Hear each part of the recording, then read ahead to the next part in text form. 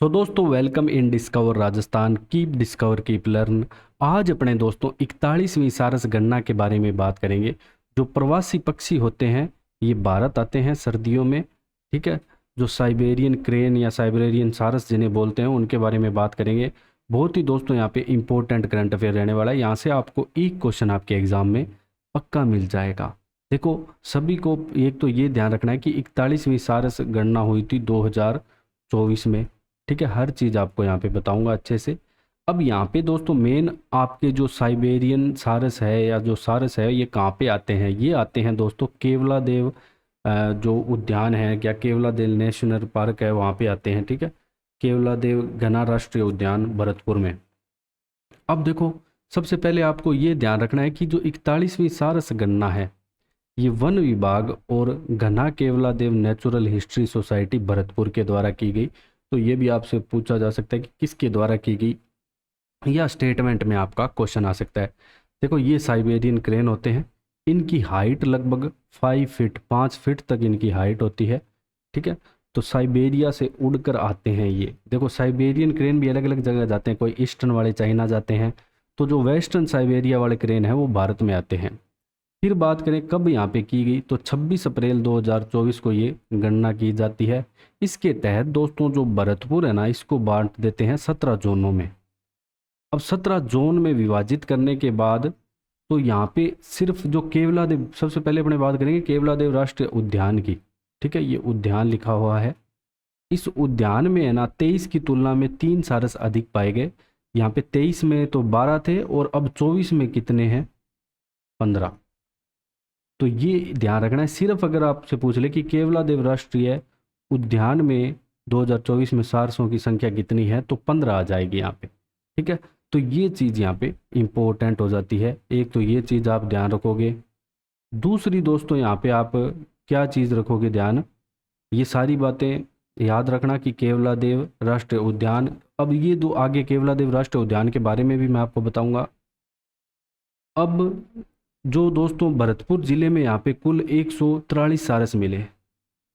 तो कुल याद रखना कि कुल कितने मिले? 143 भरतपुर में, जिसमें दोस्तों नोनेरा एरिया में यहाँ पे 91, केतल गेट उत्तर प्रदेश एरिया में 25, तुया में 3, रूपवास में 2, घना के बाहर जो एरिया है उसमें 7 और केवलादेव में 15, ठीक है। तो कुल 143, जबकि ये संख्या है ना दोस्तों 2023 की तुलना में 42 कम है, ठीक है, बहुत कम है। तो 2023 में 185 सारस मिले थे और 24 में कितने मिले हैं? 143। तो ये ध्यान रखना है आपको। डाटा ये 2024 वाला है कि 2024 में कुल 143 मिले हैं, जबकि 2023 में 185 यहाँ पे सारस थे। अब दोस्तों बात करें अपने जो केवलादेव राष्ट्रीय उद्यान है उसके बारे में बात कर लेते हैं। केवला देव राष्ट्रीय उद्यान। अब दोस्तों जो केवलादेव राष्ट्रीय उद्यान है, एक तो ये पक्षियों का स्वर्ग कहलाता है। क्या कहलाता है? पक्षियों का स्वर्ग। बहुत से प्रकार की यहाँ पे पक्षियों की प्रजातियां पाई जाती है। पक्षियों का स्वर्ग।